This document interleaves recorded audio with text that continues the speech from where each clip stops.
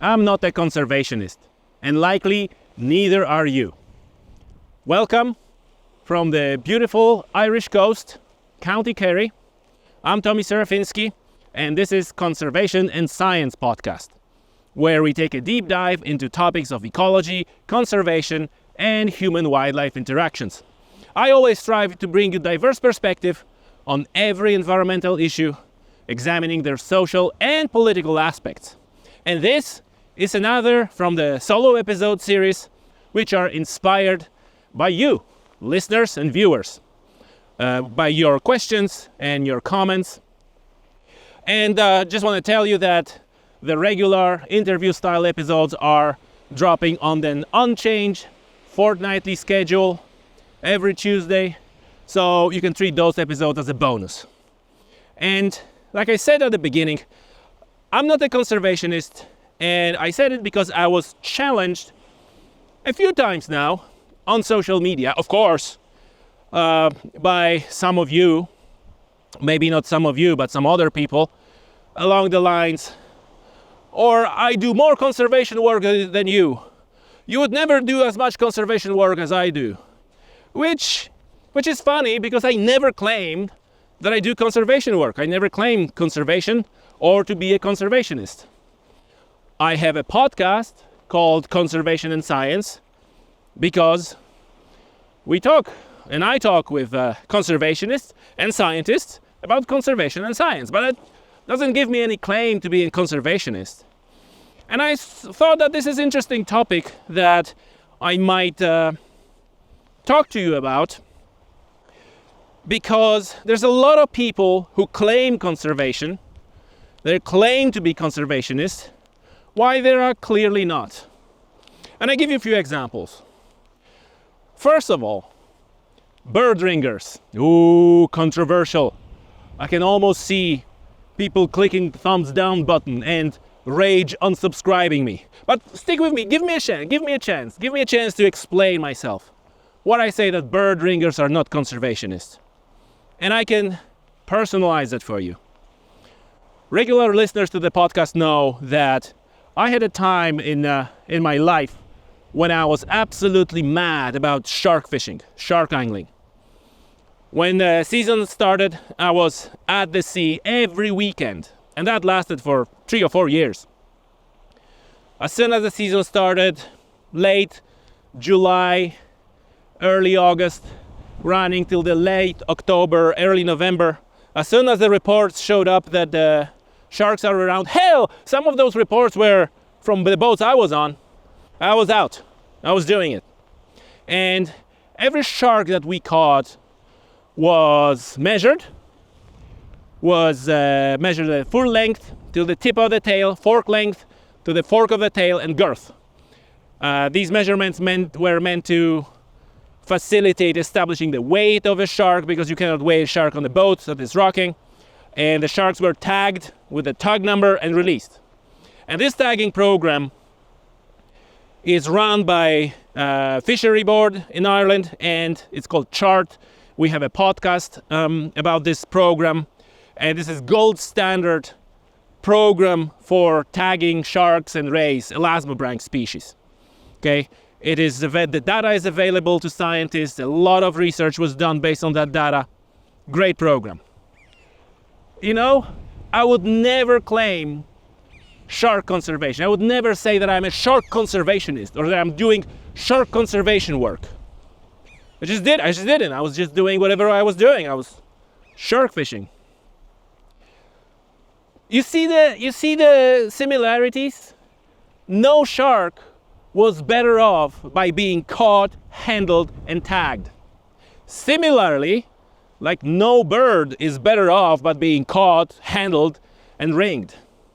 And yes, I do have all the tag numbers and the date and the dimensions of the shark. So if it gets recaptured, typically by commercial boat, then I know where it traveled and how much it grew. So that's a thing, I guess I'm trying to say. To be a conservationist, you need to work for the benefit of the species or the habitat. That's not, no bird or no shark is benefiting from being caught. Another group that claim conservation, hunters. Hunting is conservation. Hunters are conservationists. Well, no, they're not. They can be. And, especially people from North America, from the USA, they like to claim that hunting is conservation. Every hunter is a conservationist because they have excellent regulations. Pittman-Robertson Act, Dingell-Johnson, where a portion of the money spent on the hunting tackle, licenses, etc. goes to conservation. But that doesn't make them conservationists either. They're just being part of the system. They don't, like, they would be going hunting anyway. So being part of the system that is conservation or is supporting conservation doesn't make you a conservationist. Make you contributor to conservation, but not conservationist. Oh, predator control. Well, another good one. It can be conservation work if you do nest protection and you're out there, whether it's cold or wind or rain, and you're out there, protecting nests from overabundant mesopredators. And your goal is to maximize the number of curlew fledglings. Well, I give you that. You're a conservationist. But if you're going with your buddies foxing, not conservationist. It's intention that matters. And so, again, you might be supporting conservation. You might be contributing to the conservation work, but it's not conservationist.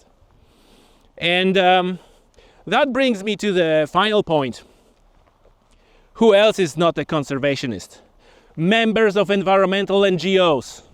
Okay? This is probably the laziest way to pat yourself on the back that you're doing something for conservation.